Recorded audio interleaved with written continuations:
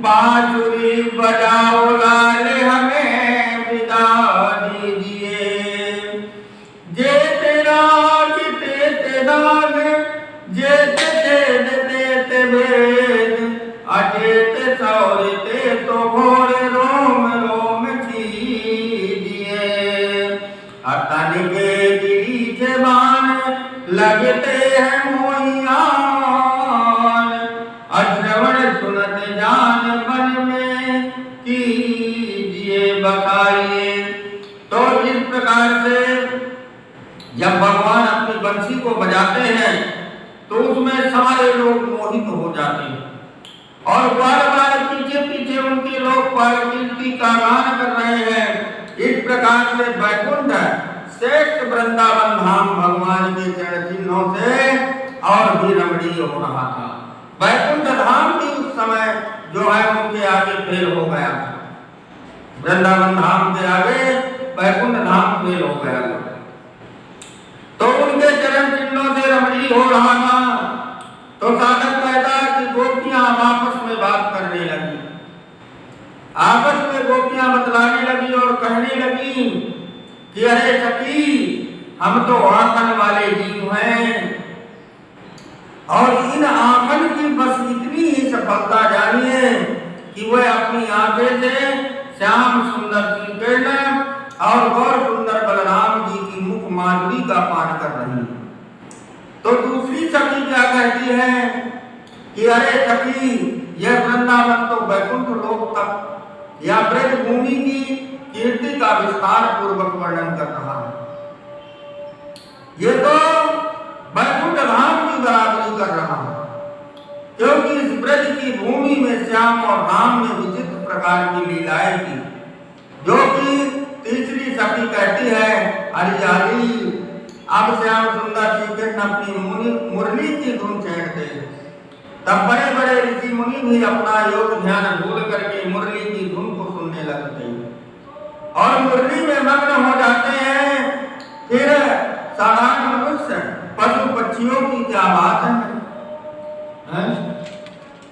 जब बड़े बड़े ऋषि मुनि का तप हिल जाता है उस बंसी से, तो साधारण मनुष्य की बात ही क्या है कि वो बंसी में ना मोहित हो।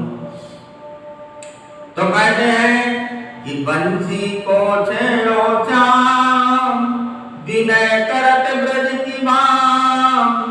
ऐसी कीनी सुर प्रभु ऐसी हूँ न कीजिए। और जिस जेठ दे तो प्राण के हरैया होते। अब बंसी के काटे की कबो जाए ना लहरे हैं।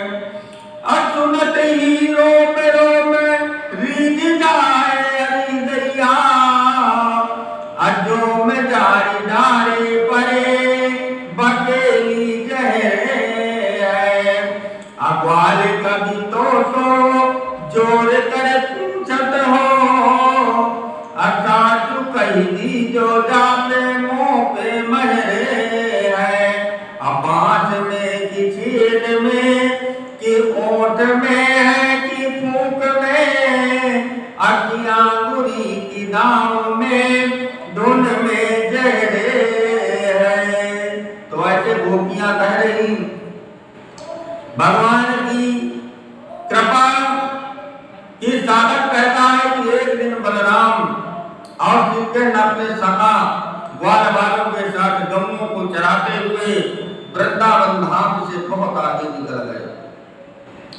जब बहुत आगे निकल गए तो आसमान निर्मल हो रहा था, बिल्कुल साफ हो रहा था और बरसात के बाद तीखी धूप निकली हुई थी और यमुना जी के किनारे पर लगे हुए वृक्षों की छांव ही उस तीखी धाम से बचाने के लिए, धूप से बचाने के लिए एकमात्र साधन था।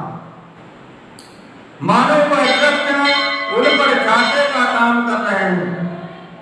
भगवान श्री कृष्ण ने अपने साथी ग्वाल बालों से कहा, अरे प्यारे मित्रों, ये वृक्ष कितने भाग्यवान हैं कि इनका सारा जीवन है परोपकार में ही व्यतीत हो जाता है और स्वयं प्रचंड तेज वायु के झोंके, वर्षा और घाम वाला आज इसे सहन भी करते रहते हैं, फिर भी सभी जीवधारियों का पोषण करते ही रहते हैं।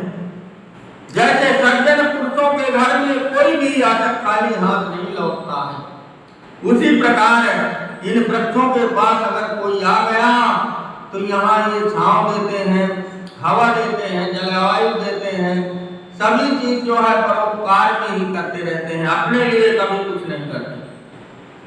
तो कहते हैं द्वारिका कि वृक्ष कबहू नहीं फले बचे, अनहीन साचे अपरमार्थ के कारण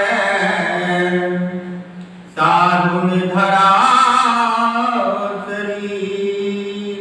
कहते हैं कि वृक्ष कभी भी अपना फल नहीं खाता, वो हमेशा दूसरे को खिलाता है, परोपकार करता है। और नदी जो होती है कभी अपने नीर को, अपने जल को संचय नहीं करती, कभी अपने आप में नहीं लगाती है, हमेशा दूसरे के लिए बैठी है। परमार्थ के कारण, जो परमार्थ के लिए जीता है, जो दूसरे के लिए जीता है, परोपकार के लिए जीता है, वही उसी का शरीर साधु के समान होता है। तो राजर्षि इस प्रकार बलराम श्री कृष्ण ग्वाल बालक से बात करते करते यमुना जी के निकट आए और प्यास लगी थी, तो गौओं को यमुना जी का जल पिलाकर स्वयं भी जल पिए और गौएं जल पी करके घास चरने लगी। तो उस समय ग्वाल बालक को बहुत जोरों की भूख लगी हुई थी।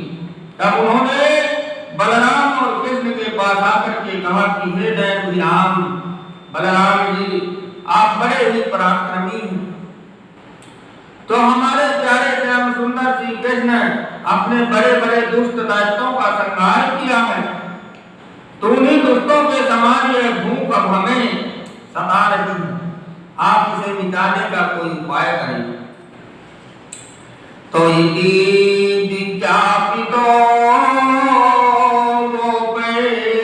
भगवान देव की सुता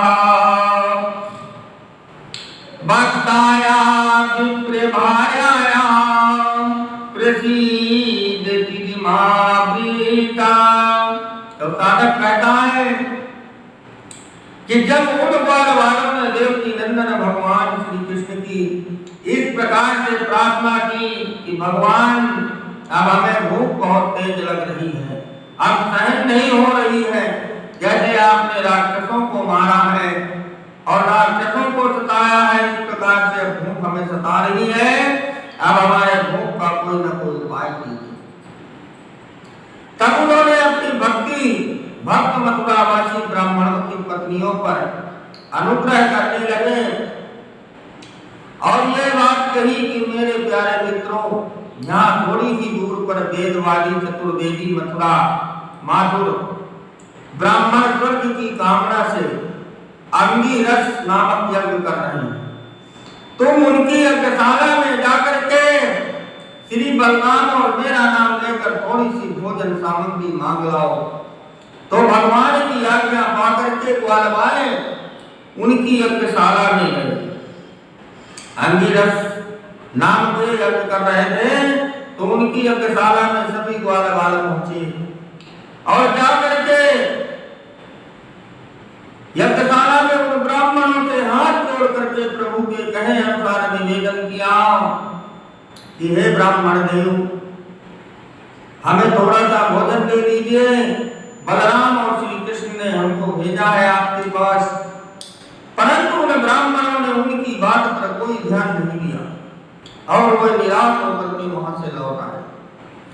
जब वहां से लौट आए तो उन ब्राह्मणों की बात आकर के उन ग्वाल वालों ने बलराम और श्री कृष्ण से कह दी कि प्रभु, हम तो गए लेकिन उन्होंने हमको कुछ ना दिया और ना तो हमारी बात पर उन्होंने ध्यान दिया।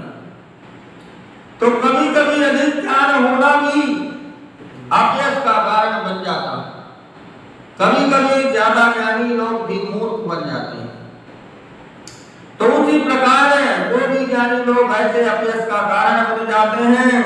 और उनकी बात सुन करके भगवान श्री कृष्ण ने कहा, मित्रों, अब की बार तुम लोग उनकी पत्नियों के पास जाओ और उनसे कहना कि बलराम और श्री कृष्ण यहाँ आए हैं, तो तुम जो भी कुछ मांगोगे वो तुम्हें मिल जाएगा।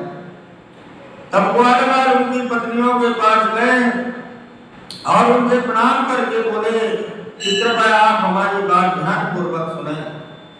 यहाँ से कुछ ही दूरी पर राम और श्याम गौ चराते हुए आए हैं। योग में बहुत ही भूख लगी है, इसलिए आप कुछ भोजन के लिए सामग्री दे दीजिए। तो राम और श्याम का नाम सुनते ही उन यज्ञ पत्नियों ने बड़े ही गदगद स्वर में उन ग्वालवालों से कहा, हमारे प्यारे प्यारे श्याम और राम के सखाओ, तुम कुछ क्षण ठहरो, हम अभी भोजन की सामग्री लेकर के तुम्हारे पास चलती हैं। वे तो भोजन सामग्री उन्हें भी देती, परंतु उनके हृदय में बहुत दिनों से उनके दर्शन की लालसा थी। तो अब उन्हें यज्ञपतियों ने अत्यंत ही स्वादिष्ट और हितकर भक्ष भोज ले और चौमे अर्थात पूरी पकवान खीर और वो चारों प्रकार की भोजन सामग्रियां सजा करके सेवा कार्य चल दी।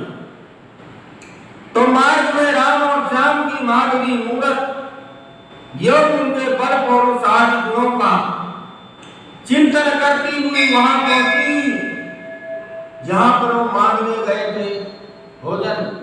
तो उन्होंने तो ना दिया उनको भोजन, लेकिन उनकी पत्नियों के पास जब गए तो उन्होंने जो भी बनाया था 56 भोग सारा भर करके और भग चली उनके ग्वालवालों को। और जाकर के रास्ते में जाती जाती है और भगवान का चिंतन करती हुई वहां पहुंच गई। तो परीक्षित भगवान श्री कृष्ण तो सभी के हृदय की बात को जानने में समर्थ है। वो तो सर्व व्यापक है, वो तो सब कुछ जानने वाले हैं। तो सब कर्मों के साक्षी भी हैं। उन्होंने उन युवतियों की ओर देख करके कहा कि हे देवियों, आपका स्वागत है, स्वागत है, तुम बहुत ही भाग्यशाली हो। आओ, यहाँ बुद्धिमानी प्राणी, जो बुद्धिमान प्राणी है वे सभी अपने प्रीतम के समान मुझसे प्रेम करते हैं और इस प्रकार का प्रेम करते हैं कि जिसमें किसी भी प्रकार की कामना नहीं होती है। अतः उसमें ना तो कोई संकोच होता है और ना ही कोई छिपाव होता है। मैं जानता हूं कि तुम मुझे अपना जीवन प्राण और सर्वस्व मानती हो। मैं तुम्हारे प्रेम का अभिनंदन करता हूं, वंदन करता हूं। अब तो जानता हूं कि तुम मुझे अपना जीवन प्राण सर्वस्व मानती हो, तो मैं तुम्हारे प्रेम का अभिनंदन करता हूं। अब तुम मेरा दर्शन कर चुकी हो तो यज्ञशाला को लौट जाओ, क्योंकि तुम्हारे पति गृहस्थ ब्राह्मण हैं, वो तुम्हारे साथ ही मिलकर इस तरह से भगवान उनकी पत्नियों को समझाते हैं, कहते हैं कि तुम अब वापस जाओ, क्योंकि तुम्हारे पति जो है वो गृहस्थ जीवन के प्राणी हैं और गृहस्थ जीवन में जब कोई पूजा पाठ होती है तो औरत को जरूर साथ में बैठा करके पूजा पाठ होती है। तो भगवान कहते हैं कि धन्य है तुम्हारा प्रेम, जो तुम मेरे प्रेम में घर से छुटी हुई चली आई। एक ये है प्रेम, और दूसरा जो तुम्हारे पति हैं वो इतने बड़े विद्वान होकर के भी और उन्होंने भिक्षा के लिए मना कर दिया। एक प्रेम वो है कि जो पढ़ा लिखा व्यक्ति जिसको ज्ञान है और ज्ञान होते हुए भी वो मूर्ख बन जाता है, उसको समझ में नहीं आता है कि कहाँ प्रेम है और क्या है दुनिया। तो इस प्रकार से भगवान उनके पत्नियों की तारीफ कर रहे हैं और उनको कह रहे हैं कि धन्य है तुम्हारा प्रेम, अब जो है तुम हमारे दर्शन लेकर के अपने घर को लौट जाओ और घर जा करके अपने यज्ञशाला में बैठ जाओ। तो कहते हैं मैं बजिबो वहति भगवान करे तुमने संसार सत्यम पुरुष निर्गमं तव पद मूलम प्राप्ताभयं तुलसीदाम पदावशिष्टम केशो निवडोडुमतिलंघया समस्त बंधोन। तो यज्ञदेवों की पत्नियों ने कहा कि अंतर्यामी श्याम सुंदर श्री कृष्ण, आपकी यह बात निष्ठुरता से पूर्ण है। आपको ऐसी बात नहीं करना चाहिए। आपने ऐसी बात कह दिया कि हम चले जाएं। आपने ऐसी दुष्ट भरी बात कैसे कही? तो प्रभु कहते हैं कि सुफिया कहती है कि जो एक बार भगवान को प्राप्त हो जाता है, जो एक बार भगवान को प्राप्त हो जाता है, उसे संसार में नहीं लौटना पड़ता। वो जीवन और मरण के बंधन से मुक्त हो जाता है। उसको बार बार किसी भी योनि में जन्म नहीं लेना पड़ता है। अतः आप अपनी यह वेदवाणी सत्य कीजिए, वेदवाणी सत्य कीजिए। और भगवान, हम अपने सभी सगे संबंधियों की आज्ञा का उल्लंघन करके आपके चरणों की शरण में आई हूं, क्योंकि आपके चरणों से गिरी हुई तुलसी की माला पहनकर बनाकर हमने अपने केशों में धारण करेंगी। अतः हमें हमारे पति पुत्र और बंधु परिवार जो भी है, हमें कुछ भी स्वीकार नहीं है। आपके सिवा हमें कुछ भी स्वीकार नहीं, अन्ना हम कोई चीज स्वीकार करेंगे। तो उनकी यह बात सुनकर भगवान श्री कृष्ण ने कहा कि देवियों, तुम्हारे पति पुत्र भाई बंधु माता और सगे संबंधियों की तो बात क्या, अब पूरे संसार के प्राणी तुम्हारी प्रशंसा करेंगे, क्योंकि अब तुम मेरी हो चुकी हो। इसलिए तुम्हारे परिवार की तो कोई बात ही नहीं है, पूरा संसार तुम्हारी प्रशंसा करेगा। जो भगवान की शरण में जाता है, जो भगवान में लीन रहता है, उसकी तो संसार का पूरा इतिहास प्रशंसा करता रहता है। आने वाली पीढ़ी तो आकर के चली जाती है, लेकिन इसका नाम इतिहास में छप जाता है। तो आने वाला इतिहास जो भी आता रहता है, वो उनको याद करता रहता है। तो भगवान कह रहे हैं कि अब तो तुम्हें आने वाला इतिहास भी याद हो करेगा, क्योंकि अब तुम मेरी हो चुकी हो। अतः मैं तुम्हारा तिरस्कार नहीं करेंगे। तथा अब तुम मेरी आज्ञा मानकर वहां चली जाओ और मेरे स्वरूप गुण स्वभाव और आदि लीलाओं का चिंतन करोगी, तो अवश्य ही कुछ समय के पश्चात मुझे प्राप्त कर लोगी। तो भगवान कहने लगे उसको कि तुम अब मेरा कहना मानो और यहाँ से तुम चली जाओ, और यहाँ से जाकर के तुम वहां पर मेरे स्वरूप को, मेरे रूप को याद करना, और मेरे रूप को याद करके मेरे गुणों को याद करना, और मेरी लीलाओं का चिंतन करना, मन में सोचना, तो अवश्य ही कुछ समय के बाद जो है मुझको प्राप्त कर लोगी। तो ऐसा जब कहा तो साधक कहता है कि जब भगवान श्री कृष्ण ने इस प्रकार समझा करके कहा, तब ब्राह्मण पत्नियां यज्ञशाला को लौट गई। ब्राह्मणों की जो पत्नियां थी वो यज्ञशाला के लिए पुनः लौट गई। जब भगवान ने ऐसा समझाया, तो जब यज्ञशाला के लिए लौट गई, तथा किसी ने भी उनसे कुछ भी नहीं कहा। तो अब उन ब्राह्मणों ने वैदिक विधि के अनुसार अपने यज्ञ का कार्य पूरा किया। तो इधर भगवान श्री कृष्ण ने उन ब्राह्मणियों के लाए हुए चारों प्रकार के भोज्य पदार्थ, भोजन जो भी लाई थी, पहले अपने साथी ग्वाल वालों को भोजन कराया और फिर स्वयं भी भोजन करने लगे। जब स्वयं करने लगे, जब उन ब्राह्मणों को ये मालूम हुआ कि श्री कृष्ण तो स्वयं परम ब्रह्म है, तब वे बहुत पछताए और उन्होंने कहा कि नूनम भगवतो माया योगिनाम अपि मोहनी यद वयं गुरो नृणं स्वार्थे मुहायामहे दुजा। जब उन ब्राह्मणों को ये बात मालूम हुई कि भगवान परम ब्रह्म है, तो उन्होंने निश्चय ही भगवान की माया के बड़े बड़े योगियों को भी मोहित करने वाले हैं वो तो, और हमसे बहुत बड़ी भूल हो गई जो हमने उनके शिष्यों को वापस कर दिया भोजन के लिए।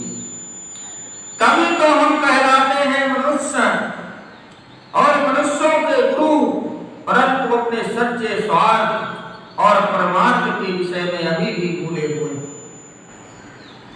इतना ज्ञान होने के बाद और मनुष्यों के गुरु होने के बाद फिर भी अभी हम भूले पड़े हैं, क्योंकि हमने अपने स्वार्थ के लिए उनको भोजन नहीं दिया, क्योंकि उसमें हमारा स्वार्थ था। हम अपनी पूजा में लग रहे हैं और कोई हमारे पास आए याचना करे हमसे तो हम उसको लौटा दें, उसकी बात पर ध्यान न दें। तो ये जो है हम कहीं ना कहीं भूल रहे हैं, और अपनी पत्नियों की सराहना करते हुए उनके हृदय में भगवान बलराम एवं श्री कृष्ण के दर्शन की बड़ी इच्छा हुई, किंतु वह राजा कंस के भय के कारण वहां नहीं जा सके। तो इस प्रकार से अगर यदि कोई दरवाजे पर भिक्षुक आ जाए, याचक आ जाए, तुम्हारा कितना भी सर्वश्रेष्ठ काम हो, लेकिन सब काम को छोड़ करके पहले उसको दान देना, भोजन देना है, जो भी मांग रहा है उसको देना है, ऐसी वस्तु देना है जो आपका दान में लग जाए।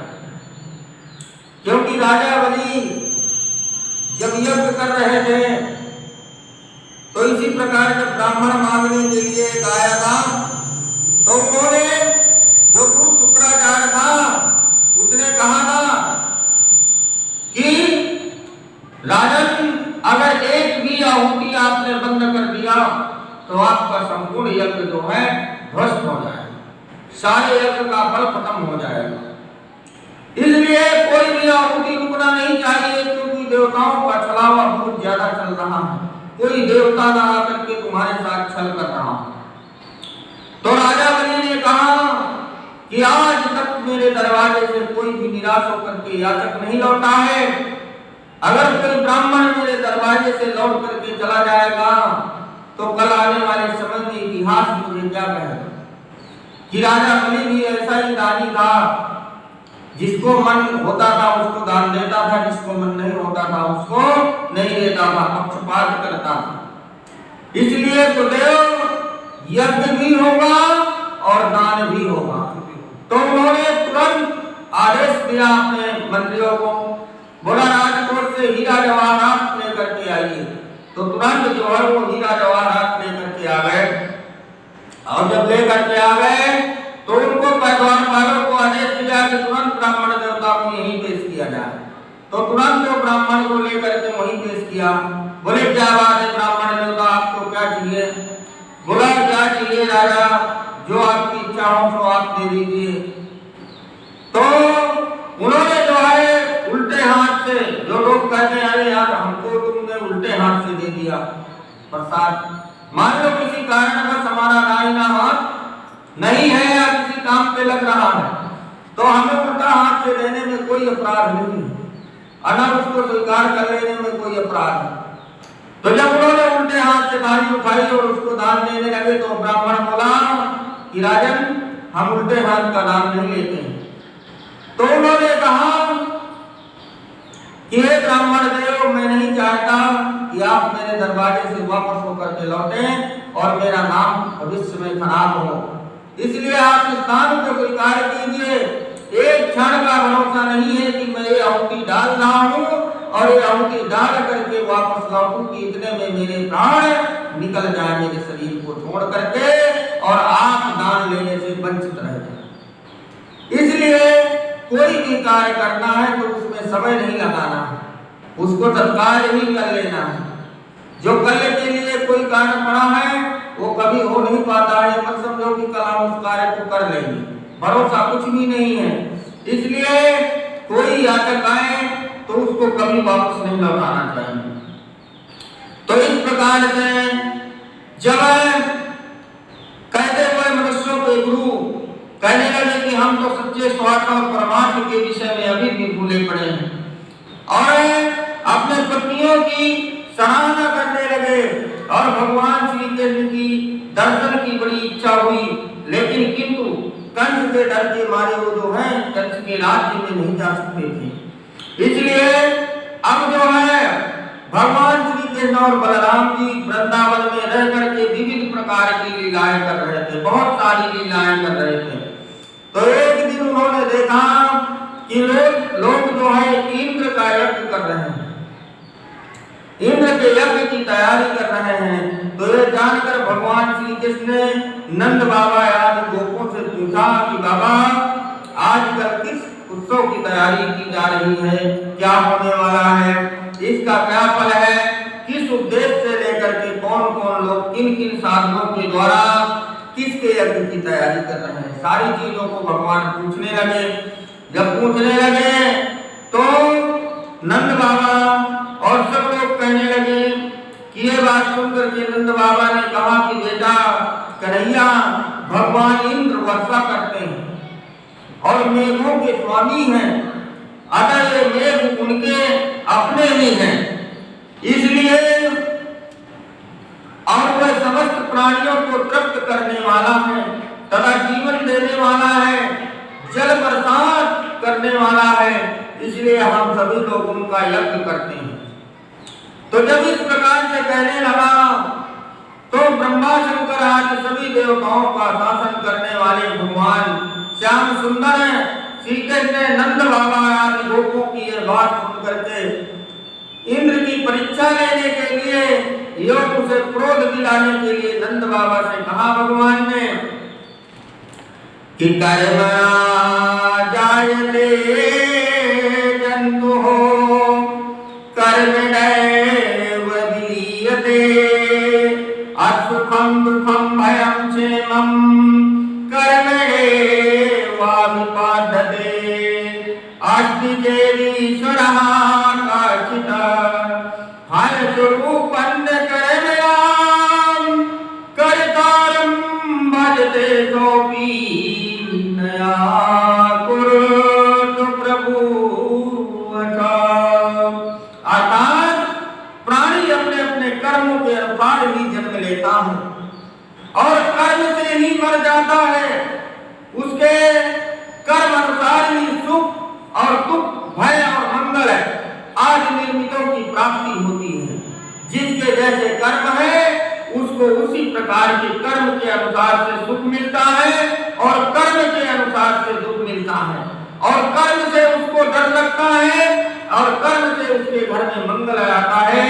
तो इस प्रकार से यदि कर्मों को ही सब कुछ मान करके उससे भिन्न जीवों के कर्म का फल देने वाला ईश्वर माना जाए तो वह कर्म करने वालों को ही उनके कर्म के अनुसार फल दे सकता है, और कर्म ना करने वालों पर उसकी प्रभुता नहीं चल सकती है।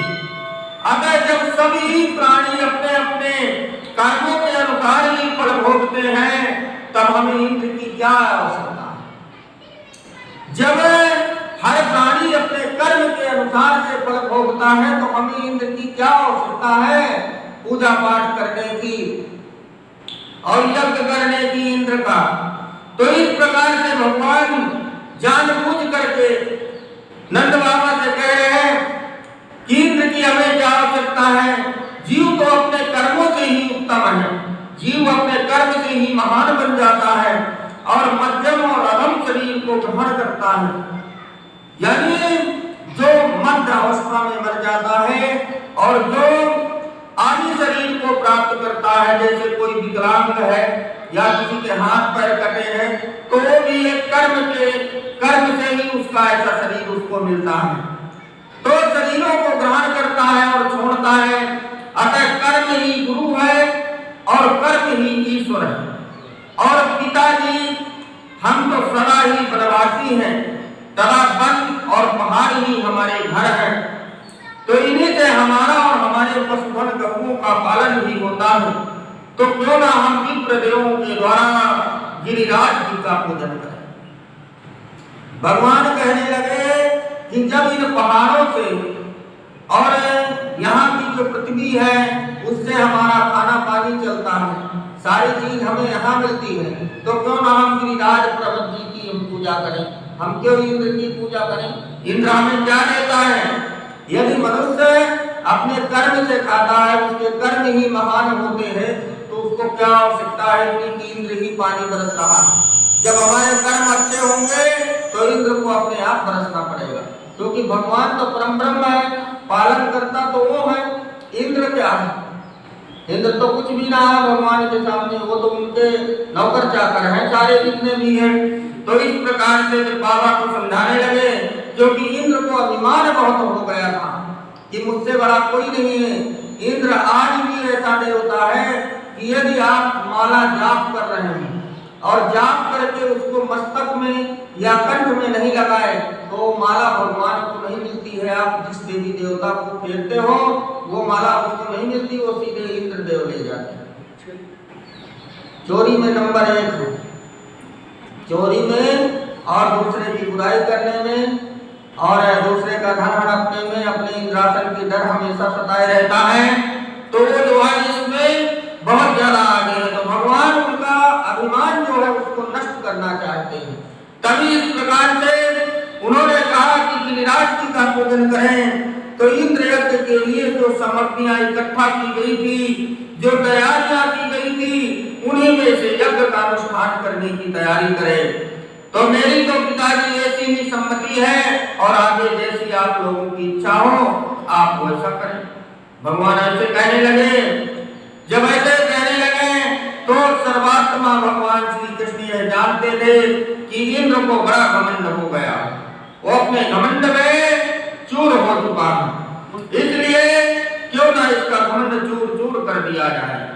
तो नंद बाबा आदि गोपों ने श्याम सुंदर श्री कृष्ण की यह बात सुन करके और बात को भगवान की मान लिया नंद बाबा ने, और मान करके बहुत खुश हुआ कि गिरिराज जी के पूजन की तैयारी में लग जाए सब लोग।